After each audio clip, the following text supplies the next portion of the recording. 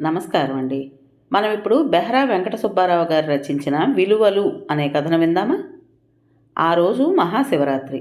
15-20 మైళ్ళ పరిధిలో ఉన్న గ్రామాల నుండి జనం వచ్చి ఆ పట్టణం చేరుకున్నారు. ఆ పట్టణంలో ఉన్న ప్రధాన వీధుల్లోనూ, క్రాస్ రోడ్లలోనూ ఎన్నో ప్రోగ్రాంలు. తెల్లవార్లు సినిమా ఆటలు. అటూ ఇటూ తిరుగాడుతూ ఇసుక వేస్తే రాలినంత జనం. మెయిన్ రోడ్డులో జనప్రవాహం కట్టలు తెంచుకుని పారుతోంది. గట్టి పోలీస్ బందోబస్తు ఏర్పాటు చేయబడింది. అందుకే కాబోలు స్త్రీలు పిల్లలు కూడా ధైర్యంగా తిరుగుతున్నారు. రాత్రి 9 గంటలైంది. అది టూ టౌన్ పోలీస్ స్టేషన్. బయట వరండా మీద ఉన్న పొడుగాటి బల్ల మీద కూర్చుని గోడకు జారబడి కునుకుపాట్లు పడుతున్నాడు హెడ్ కానిస్టేబుల్ వెంకటస్వామి. స్టేషన్లో ఎవరూ లేరు అతను తప్పించి.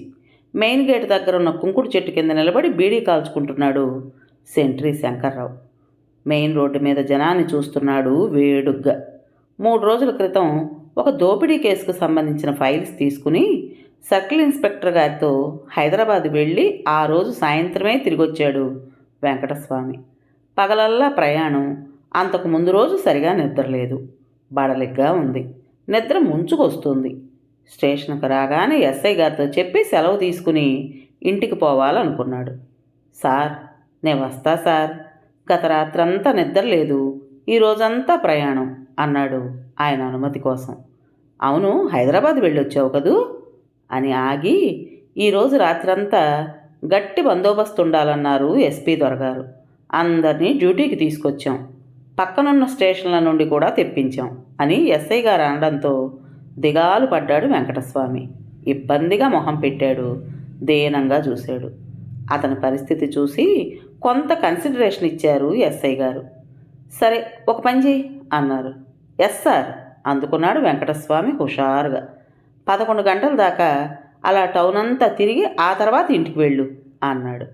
థ్యాంక్ యూ సార్ అంటూ చేతిలోని సంచిని గోడలో ఉన్న అల్మేరాలో పెట్టాడు వెంకటస్వామి. వరండాలో ఉన్న బల్ల మీద కూర్చుని కునుకుపాట్లు పడసాగాడు. ఎస్ఐ గారు బయటకు ఎప్పుడు వెళ్ళింది తెలియదు అతనికి.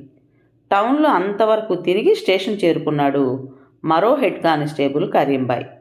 ఏంటి వెంకటసాంబయ్య, కూకునే కునుకు తీస్తుండావు పలకరించాడు వెంకటస్వామిని. అతను పలక్కపోవటంతో భుజం మీద చేయి వేశాడు కరీం. నిద్రాపోతున్నావు, జరా జరుగు భయ్యా. కొద్దిగా జరిగి కరీంకి జాగా ఇచ్చాడు వెంకటస్వామి. అతన్ని మాటల్లోకి దింపాలనుకున్నాడు కరీం కాలక్షేపం కోసం. మీకి ఈ దినం పండగ అని అంతా జాగిలం చేస్తుండారు, మీది జనం. నీకీ నిద్ర ఎట్లా వస్తుంది భయ్యా? నిద్రాభంగమైనందుకు, పైగా అతని మాటలకి చీకాకు వేసింది వెంకటస్వామికి. జాగిలాలు ఊరకొక్కలు కాదయ్యా, జాగారం జాగారం చేస్తారు సరిదిద్దబోయాడు. ఒకసారి ఆఫీస్ గదిలోకి తొంగి చూశాడు కరీం. సిఐ గారు కానీ ఎస్ఐ గారు కానీ లేకపోవడంతో నెమ్మదిగా అన్నాడు, ఎస్ఐ గారికి చెప్పి ఇంటికి జావు. మాట్లాడలేదు వెంకటస్వామి. లేచి నిలబడ్డాడు. టైం చూసుకున్నాడు. 9 గంటలైంది. ఎస్ఐ గారి ఆజ్ఞ ప్రకారం ఇంకా 2 గంటలు ఉండాలి. దగ్గరలోనే ఉన్న జంక్షన్లోకి పోయి టీ తాగాడు. సిగరెట్ వెలిగించాడు. ఎటు చూసినా జనం. ఒకరినొకరు రాసుకుంటూ తిరుగుతున్నారు. సినిమా జనం కూడా కలవడంతో మరీ ఇబ్బంది అయింది. సైకిళ్ళు, రిక్షాలు, ట్యాక్సీలు, కార్లు, మోటార్ సైకిళ్ళు హారన్లతో మారు మోగుతోంది. ట్రాఫిక్ను కంట్రోల్ చేయలేక నానా అవస్థలు పడుతున్నారు కానిస్టేబుల్స్, ఎస్ఐలు, సిఐలు. వెంకటస్వామివి ఎక్స్రే కళ్ళు. అతను ఒకవైపే చూస్తున్నట్లు కనిపిస్తాడు కానీ లైట్ హౌస్లో లైట్ల అతని దృష్టి నలువైపులా నలుగురు వైపు పడుతుంది. వెంకటస్వామి 18 ఏళ్ల క్రితం ఉద్యోగంలో చేరాడు. హెడ్ కానిస్టేబుల్ హోదాకి మించి ఎదగలేకపోయాడు. అతనితోనే సర్వీస్లో చేరిన కనకారావు, యాదగిరి ఎస్ఐలు అయిపోయారు. హోదా పెంచుకోలేకపోయినా ఆస్తిపాస్తులు మాత్రం బాగా పెంచుకోగలిగాడు వెంకటస్వామి. చౌక రోజుల్లో 10 సంవత్సరాల క్రితం పట్టణానికి చివరున్న చిన్న జాగా కొని మేడ కట్టించాడు. టౌన్ అంతా అటువైపే బాగా పెరిగింది. ఆ ప్రాంతం ఒక పెద్ద జంక్షన్ అయింది. ఆ ఇంటికి అద్దె 600 వస్తుంది. దాని విలువ ₹1,00,000 ఎదిగింది. అన్యాయపార్జన మనకొద్దు మామ, అందరూ తిట్టుకుంటారు. అమాయకులకు అన్యాయం జరిగితే మనల్ని శపిస్తారు. ఆ శాపాలే మనకు తగులుతున్నాయి. పెద్దబ్బాయి అవిటోడైపోయాడు. పెళ్ళైన ఏడాదికే పసుపు కుంకుమల్ని పోగొట్టుకుని ఆడపిల్ల తిరిగి వచ్చింది అని తరచూ మొత్తుకుని ఏడుస్తూ ఉంటుంది వెంకటస్వామి భార్య గౌరి.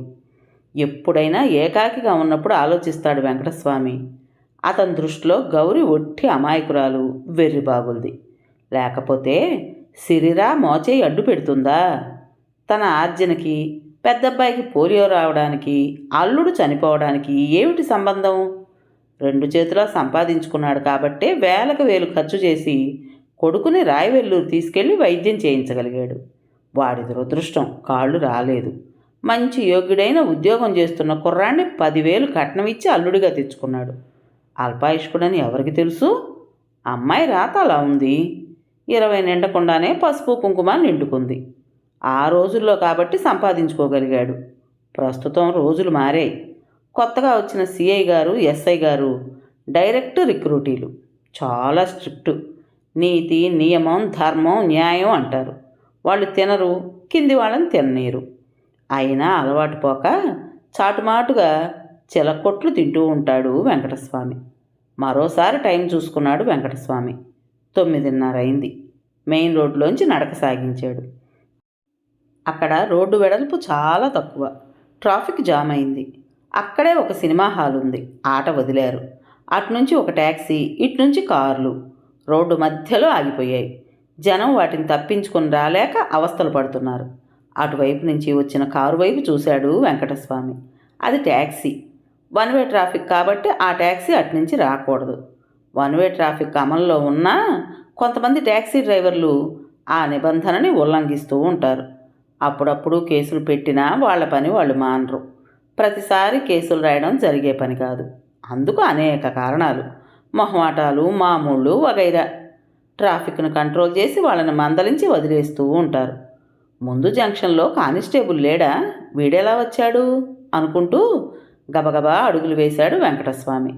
ట్యాక్సీని సమీపించి చూశాడు. దానిలో ప్యాసింజర్లు లేరు. దాని డ్రైవర్ ఓబులేసు. ఇలా ఎందుకొచ్చావు? కళ్ళురిమాడు వెంకటస్వామి లాఠీ ఊపుతూ. బెదిరిపోలేదు ఓబులేసు. అయినా నెమ్మదిగా సమాధానమిచ్చాడు. కాదు సార్, ఈ పక్క సందులోంచి బంకుకు పోతా. ఆయిల్ కొట్టించుకుని అర్జెంటుగా వెళ్ళాలి. బేరం తగిలింది. ట్యాక్సీ డోర్ తెరిచి ముందు సీట్లో ఓబులేసి పక్కనే కూర్చున్నాడు వెంకటస్వామి. టీవీగా ఆజ్ఞాపించాడు. సరే పోని. ట్యాక్సీ పక్క సందులోంచి 2వ రోడ్లోకి పోనిచ్చాడు ఓబులేసు. పెట్రోల్ బంకు చేరాలంటే 1 మైలు పోవాలి. జనాన్ని తప్పించుకుంటూ నెమ్మదిగా వెళుతోంది ట్యాక్సీ. కొంత దూరం వెళ్ళాక జనసమ్మర్దం తగ్గింది. కారాపు అన్నాడు అధికార స్వరంతో వెంకటస్వామి. రోడ్డు ప్రక్కగా కారాగింది. లైట్ వేశాడు ఓబులేసు. ఇంత అర్ధరాత్రప్పుడు శివరాత్రి పూట నీకు బేరం తగిలింది. ఎక్కడికి వెళ్ళాలి? అనుమానంగా చూస్తూ గద్దించాడు వెంకటస్వామి. అయినా మామూలుగా తేలిగ్గా సమాధానమిచ్చాడు ఓబులేసు. మీకంతా అనుమానమే సార్. మా ట్యాక్సీ డ్రైవర్లంటే నీతి నియమాలు లేని వాళ్ళని, దొంగలకు, స్మగ్లర్లకు సాయపడేవాళ్ళని మీ అభిప్రాయంలా ఉంది సార్ అన్నాడు నవ్వు మొహంతో.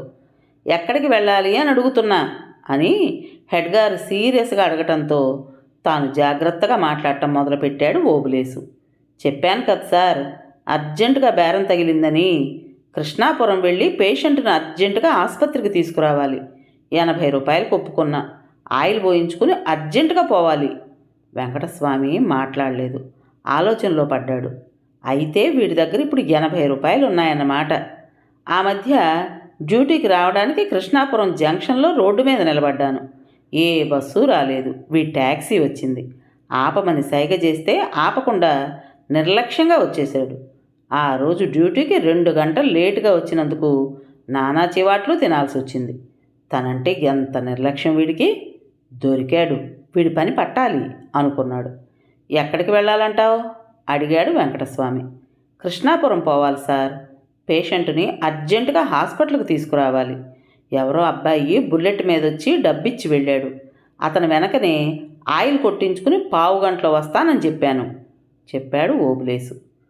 కిసుక్కున నవ్వాడు వెంకటస్వామి. ఓయ్, నీ కొత్తూరు కబుర్లు చెప్పకు.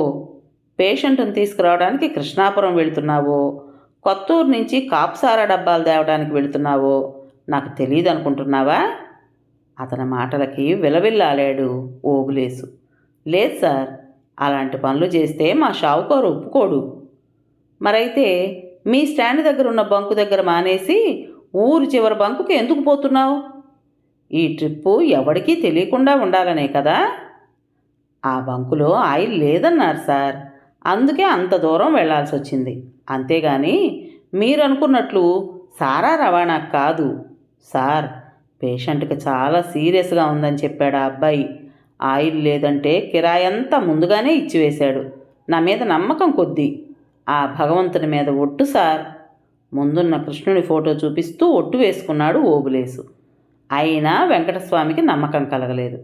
ఆ ఫోటోను చూసి గలగలా నవ్వాడు. అది బాలకృష్ణుని ఫోటో. ఆ కృష్ణమూర్తి కాండక్ట్ నీకు తెలియదు కావాల. ఆడో 420.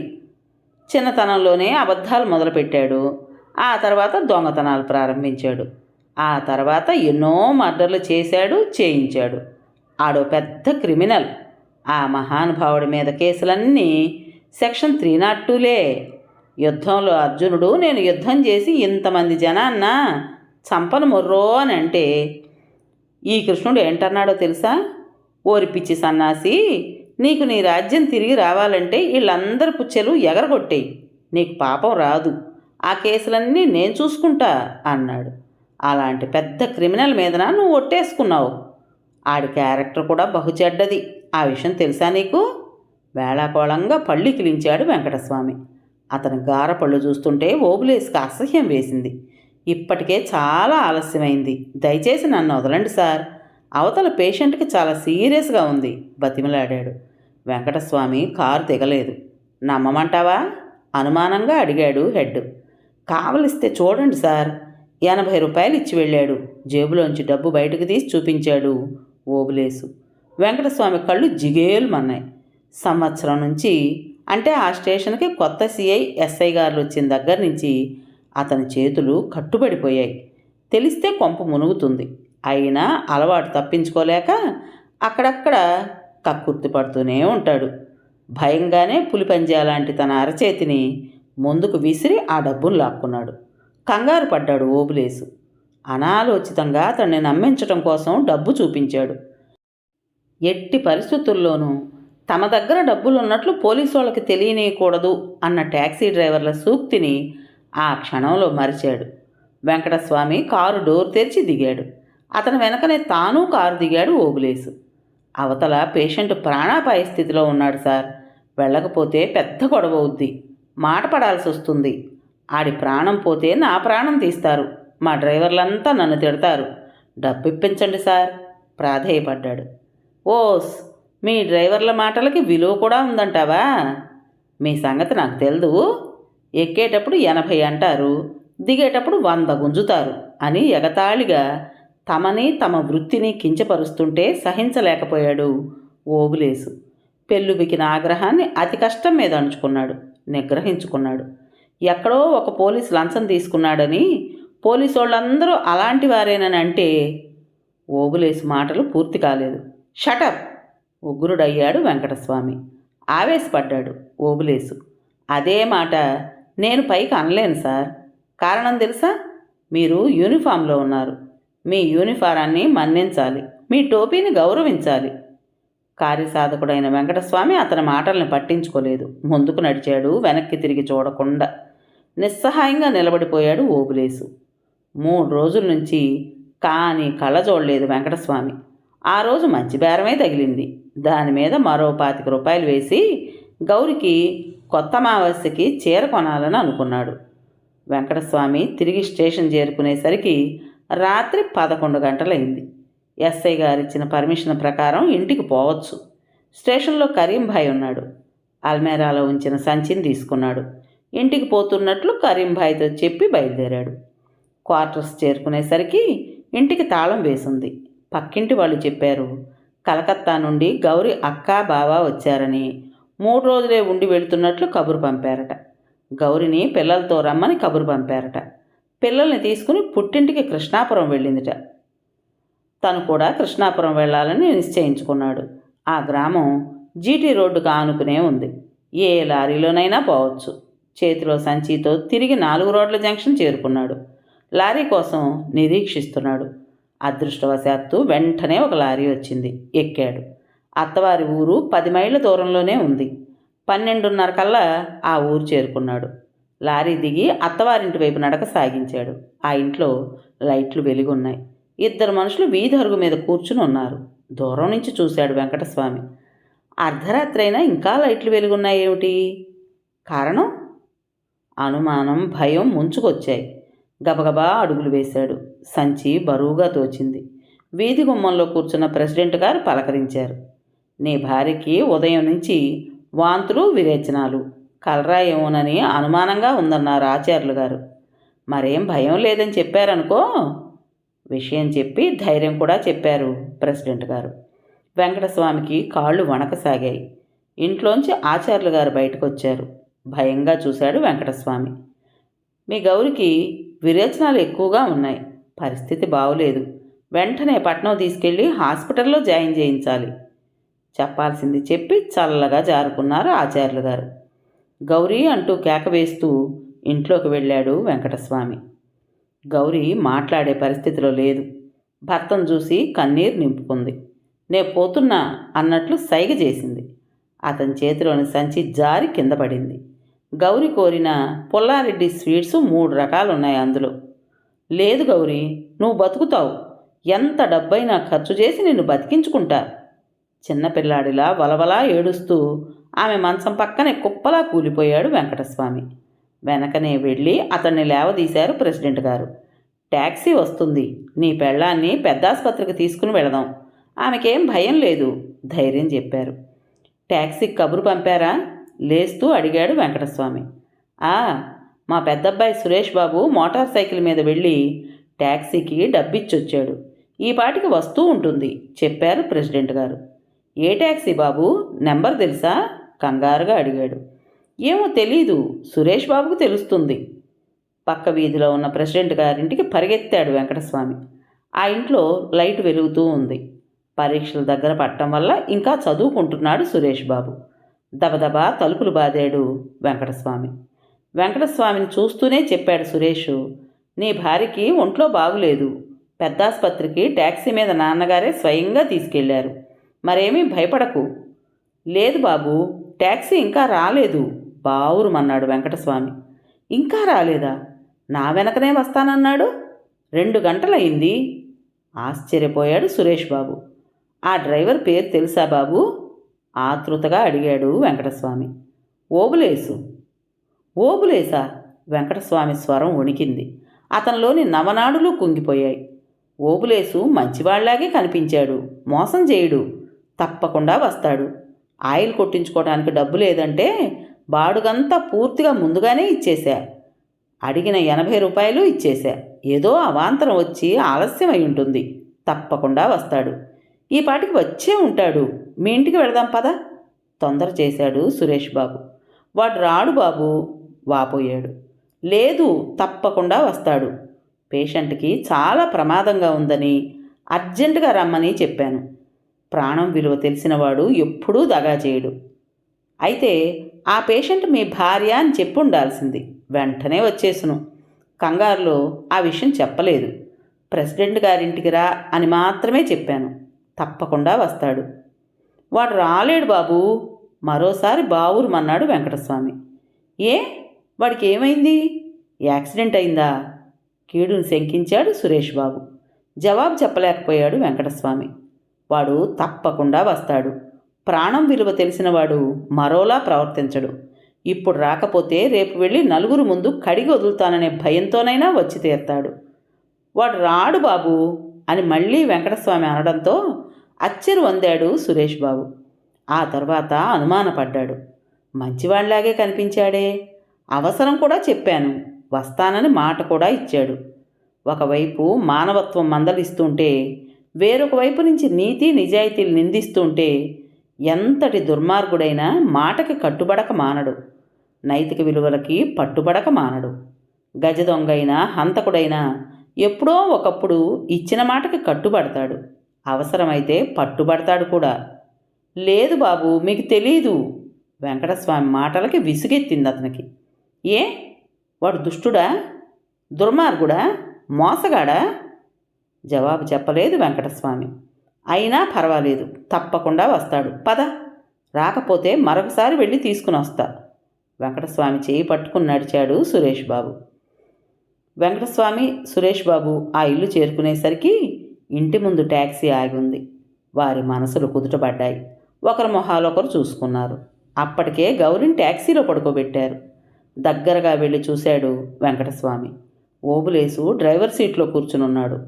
ఓబులేసు, ఆప్యాయంగా పిలిచాడు వెంకటస్వామి.